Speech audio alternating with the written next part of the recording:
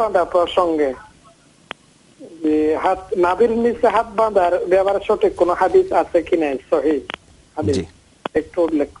জি, ধন্যবাদ আপনাকে জনাব মিজান। উত্তর নিচ্ছি প্রফেসর ইব্রাহিম। হ্যাঁ জি, নাভির নিচে হাত বাঁধা সম্পর্কে আলী রাদিয়াল্লাহু তাআলা আনহু থেকে একটি রওয়ায়াত এসেছে বাইহাকির মধ্যে। এটাকে ইমাম বাইহাকি বলেছেন দাঈফ, এটা দুর্বল। তবে নাভির উপরে হাত বাঁধা আলী রাদিয়াল্লাহু তাআলা আনহু থেকে আরেকটি রওয়ায়াত এসেছে, এটাকে বলেছেন হাসান, অর্থাৎ মোটামুটি এটা সহিহ এবং গ্রহণযোগ্য।